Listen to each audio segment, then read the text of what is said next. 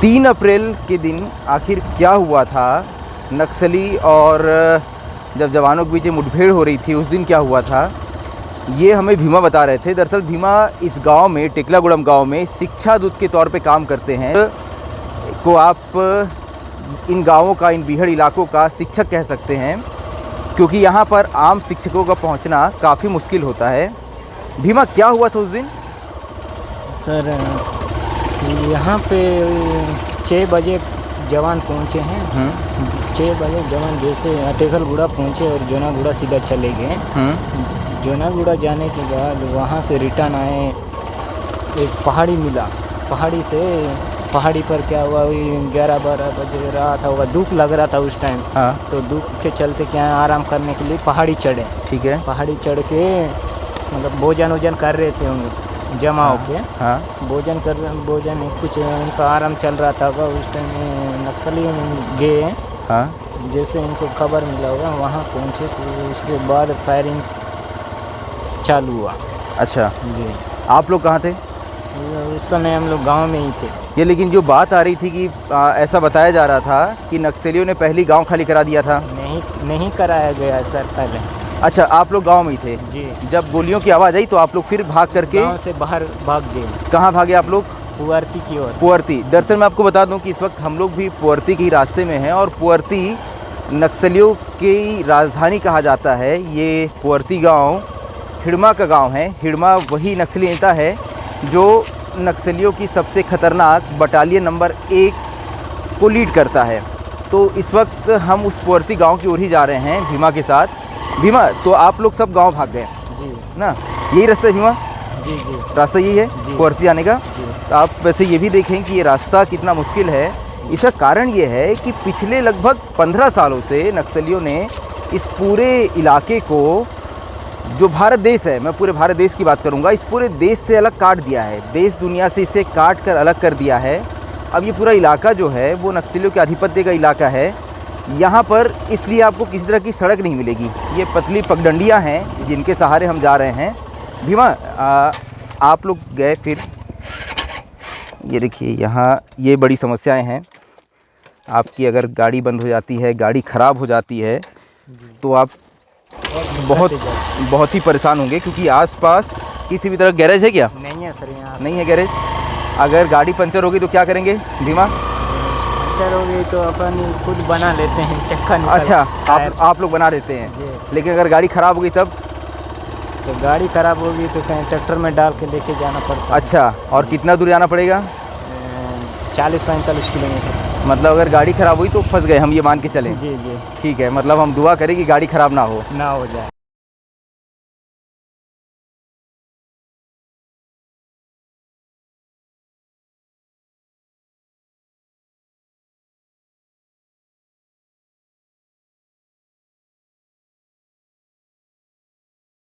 जी। तो ये भीमा है। भीमा में बता रहे हैं कि उस दिन असलियत क्या थी, उस दिन की, उस दिन हुआ क्या था।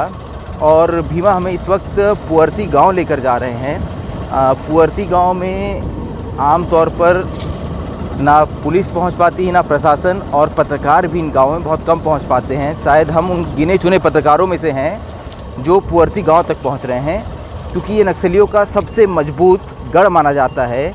इस इलाके तक अगर आपको पहुंचना है तो आपको ऐसे किसी स्थानीय साथी को ढूंढना ही होगा, क्योंकि आपको यहाँ पता नहीं होगा कि यहाँ रास्ते में कहाँ प्रेशर आइडिस लगी हैं, कहाँ बूबी ट्रैप्स लगे हैं, कहाँ स्पाइक होल्स लगे हैं।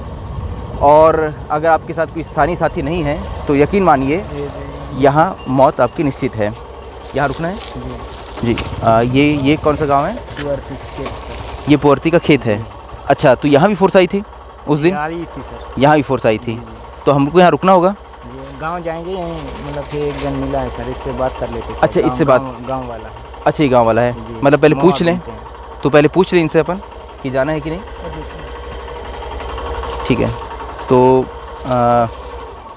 ये हमें बोल रहे हैं कि पहले यहाँ जो स्थानीय ग्रामीण हैं उनसे हम पूछ लें कि आगे पुअर्ती हम जा सकते हैं कि नहीं। और अच्छा, ये दरअसल अब हम पुअर्ती गांव के बहुत करीब पहुंच गए हैं और पुअर्ती गांव और हिड़मा को लेकर एक हवा जैसे स्थिति है। ये माना जाता है कि फ़िलहाल देश में जितने नक्सली हैं उनमें सबसे ख़तरनाक नक्सली अगर कोई है तो वो हिड़मा है। और यही वजह है क्योंकि उसका गांव है पुअर्ती, तो इस पुअर्ती गांव को लेके भी एक परसेप्शन है कि ये गांव भी उतना ही ख़तरनाक होगा। ये गांव इस गांव में सिर्फ नक्सली होंगे, हालांकि ऐसा नहीं है, हर गांव में ग्रामीण भी होते हैं। और जो एक बात होती है कि इस गांव तक पहुंचना लगभग नामुमकिन है, तो हम तो लगभग पहुंच गए हैं इस गांव के आसपास। अगर आप ये देखें तो ये कोई रास्ता बहुत आसान नहीं था, यहाँ पहुंचना कोई बहुत ही आसान नहीं है, लेकिन यहाँ पहुंचा जा सकता है। ये ऊपर से आना है भीमा। जी जी। अब ये देखिए, ये दिक्कत जो आती है वो ये है कि अब ये ऐसे रास्ते पे आपको गाड़ी चलाना है तो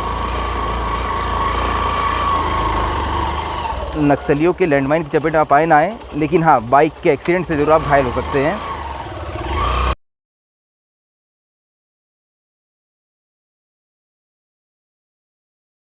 अब ये देखिए कि यहाँ गाड़ी चलाना वाकई चुनौती वाला काम है। मैं नहीं जानता कि आपको वीडियो में ये कितना नज़र आ रहा होगा, लेकिन अगर यहाँ आप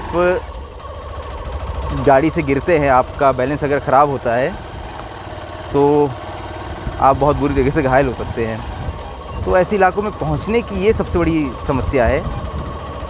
और जब उस दिन फायरिंग हो रही थी आप सब लोग पुअर्ती गाँव आ गए थे, इसी गाँव आए थे आप लोग, इसी गाँव आए थे जी। यहाँ तक फोर्स नहीं आई थी, नहीं आई। यहाँ तक फोर्स नहीं आई थी। मेरे अगर आप दाईं ओर देखें तो चलो है हाँ, मेरे अगर दाईं ओर आप देखें तो बिल्कुल किसी आम गांव की तरह दिख रहा है। देखिए गाय और भैंस जो है वो तालाब के किनारे में बैठी हुई हैं, और इसे देखकर ऐसा कोई एहसास नहीं हो रहा कि वही बदनाम पुअर्ती गांव है जिसको लेके तरह तरह की कहानियाँ हैं। नक्सलियों की राजधानी जिसे कहा जाता है, नक्सलियों का गढ़ जिसे कहा जाता है। तो फ़िलहाल तो ऐसा कुछ यहाँ नज़र नहीं आ रहा, लेकिन हाँ आगे देखते हैं, क्योंकि भीमा ने हमें बताया कि इजाज़त तो लेनी पड़ती है। पहले इजाज़त आपको चाहिए होती है ऐसे गाँव में पहुँचने के लिए। हम लगातार बताते आए हैं कि हम पत्रकार हैं और इन गाँव में आना चाहते हैं, यहाँ रिपोर्टिंग के लिए हमको पहुँचना है, बोरिंग में रुकना है हमको। अच्छा, तो भीमा कह रहे हैं कि हमको बोरिंग में रुकना है, सामने एक बोरिंग नज़र आ रहा है। अब यहाँ हैंडपम्प है, मतलब ये समझिए कि यहाँ पर हैंडपम्प खुदाई की मशीन भी पहुँची होगी। तो ऐसा नहीं कि ये गांव बिल्कुल ही देश से कटा हुआ था, यहाँ कुछ तो पहुँचा है। देखिए एक ये हैंडपम्प नज़र आ रहा है जहाँ पे महिलाएं और लोग जो है वो पानी भरते देख सकते हैं आप। तो आगे की अपडेट आपको देते रहेंगे कि क्या कुछ मिला पुअर्ती गांव में।